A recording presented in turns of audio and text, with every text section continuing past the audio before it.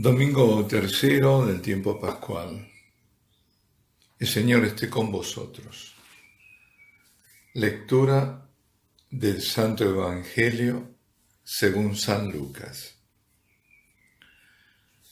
Aquel mismo día, el primero de la semana, 2 de los discípulos de Jesús iban caminando a una aldea llamada Emaús, distante de Jerusalén unos 70 estadios. Iban conversando entre ellos de todo lo que había sucedido. Mientras conversaban y discutían, Jesús en persona se acercó y se puso a caminar con ellos. Pero sus ojos no eran capaces de reconocerlo. Él les dijo: ¿Qué conversación es esa que traéis mientras vais de camino? Ellos se detuvieron con aire entristecido, y uno de ellos, que se llamaba Cleofás, le respondió: ¿Eres tú el único forastero en Jerusalén que no sabes lo que ha pasado allí estos días? Él les dijo: ¿qué? Ellos le contestaron: lo de Jesús, el Nazareno, que fue un profeta poderoso en obras y palabras, ante Dios y ante todo el pueblo. Cómo le entregaron los sumos sacerdotes y nuestros jefes para que lo condenaran a muerte y lo crucificaron. Nosotros esperábamos que iba a liberar a Israel. Pero con todo esto ya estábamos en el tercer día desde que esto sucedió. Es verdad que algunas mujeres de nuestro grupo nos han sobresaltado, pues habiendo ido muy de mañana al sepulcro y no habiendo encontrado su cuerpo, vinieron diciendo que incluso habían visto una aparición de ángeles, que dicen que está vivo.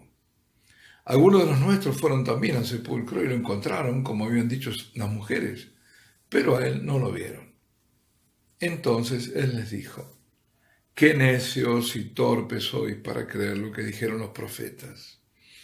¿No era necesario que el Mesías padeciera esto y entrara así en su gloria?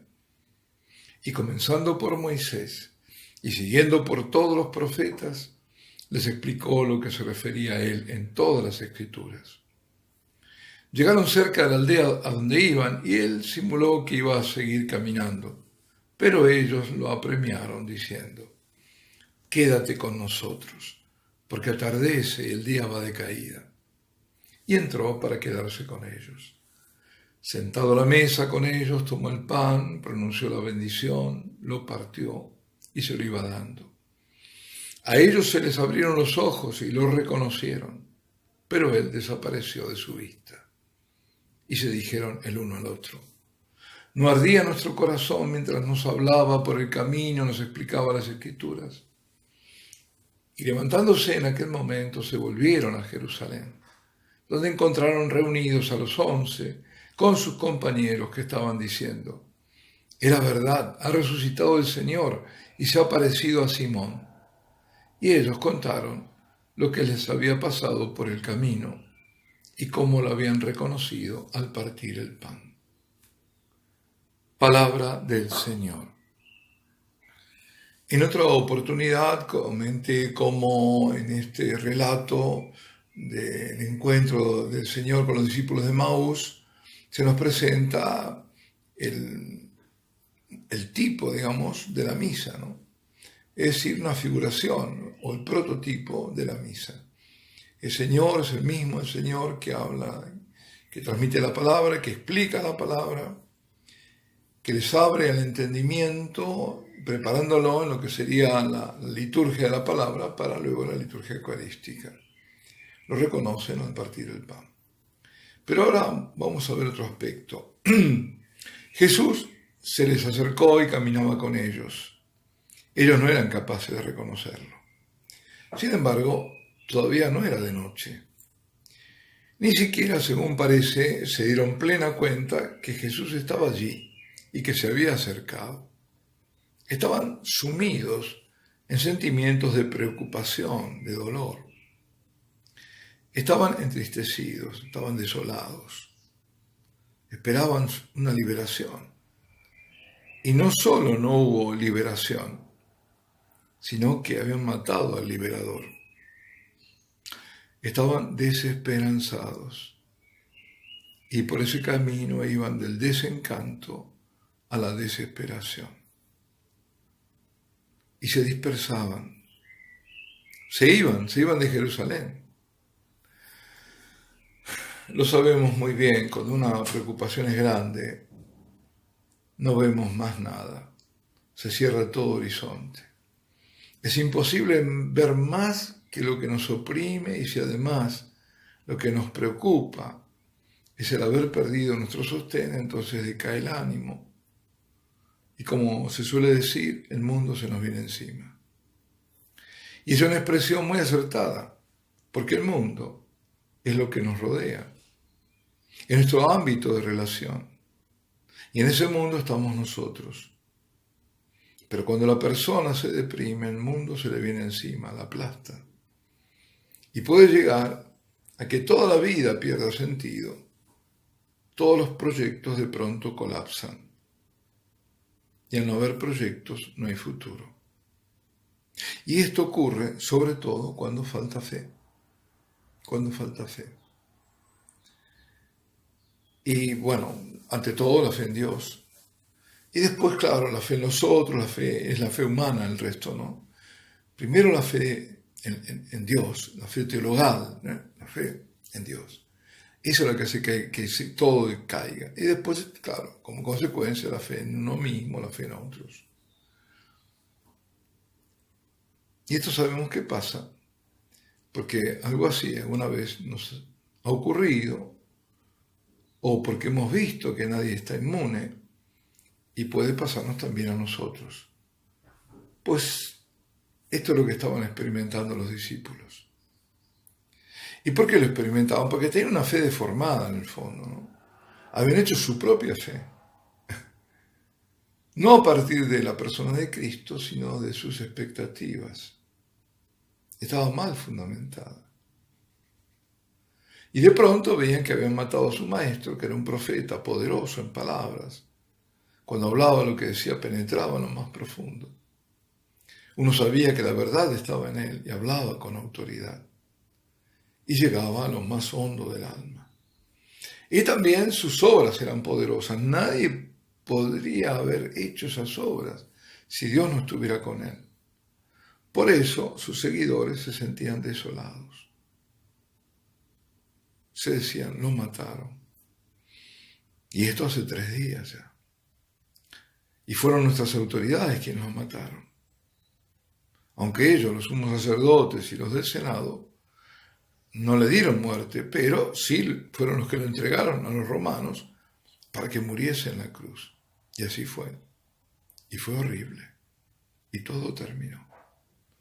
Y nosotros creíamos que era el Mesías, que nos iba a liberar, pero todo terminó. Sí, también es así con nosotros. Esperamos que el Señor nos libere, que arregle nuestra situación, que nos sane, sanó a tantos, pero no.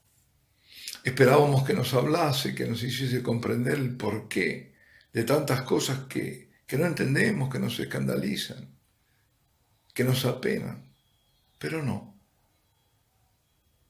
Hay silencio.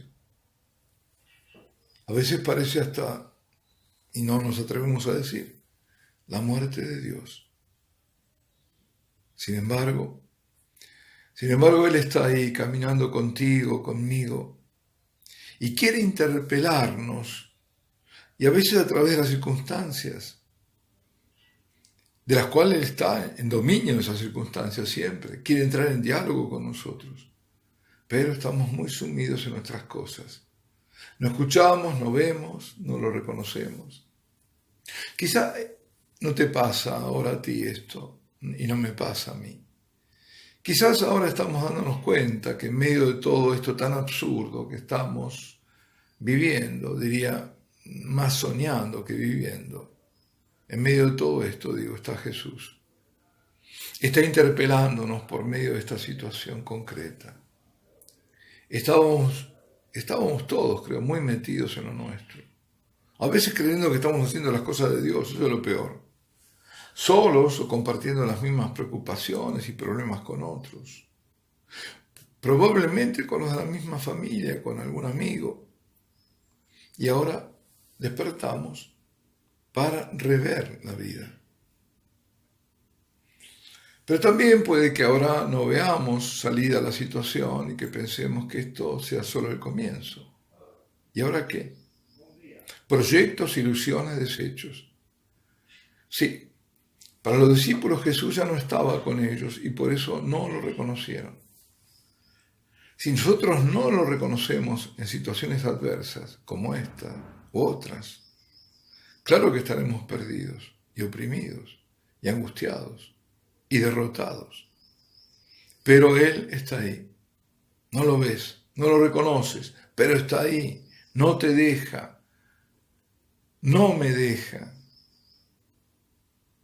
No me abandona, no te abandona. ¿Cómo cambia la situación cuando dejamos que nos interpele? Cuando dejamos que nos enseñe, cuando estamos atentos a la Escritura y dejamos espacio a la escucha de su palabra. Qué distinto es cuando vivimos la Eucaristía y la adoramos. No te vayas, Jesús, no te apartes de mí, de nosotros. Mira que está anocheciendo. Te invitamos a nuestra vida, a nuestra mesa, a nuestra intimidad. Ya no eres tú quien llama a la puerta para entrar y cenar con nosotros. Somos nosotros quienes clamamos, quédate con nosotros. Es noche fuera. Queremos estar junto a ti, caminar contigo, que estés en nuestro descanso en toda nuestra vida. No por momentos, sino siempre. Miramos al mundo que hace ya mucho tiempo decidió desprenderse de tu compañía. Y entró en la noche de la que no sabe ni puede salir. Solo tú eres quien puede librar al mundo y librarnos de la oscuridad de las tinieblas y del príncipe de esas tinieblas. Solo tú. Solo tú eres el Salvador de los hombres, nuestro Salvador, mi Salvador. Protégeme, Dios mío, que me refugio en ti. El salmista continúa diciendo, y es el salmo de hoy, el salmo 15, se multiplican las desgracias de quienes van tras dioses extraños, es decir, tras ídolos. Yo no derramaré sus libaciones con mis manos, quiere decir, no le rendiré culto. Cuántos falsos caminos, queridos amigos, cuántos ídolos que hasta entraron en la iglesia. Y la mentalidad idolátrica en su variante moderna, que es la ecologista, porque ese también es otro ídolo, la ecología. Aquí hay que rendirle pleitesía, culto.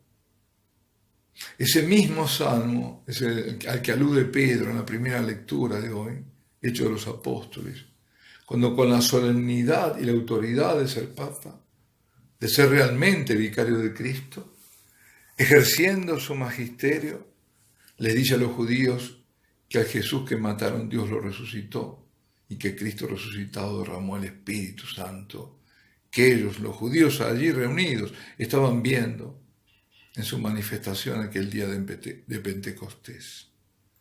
Les anuncia la salvación, les anuncia al Mesías resucitado, triunfador, no en el modo que ellos pensaban, sino victorioso, según el modo de Dios. Y predicó Pedro, y evangelizó Pedro, y no tuvo miedo, y convirtió a aquellos judíos que se bautizarán.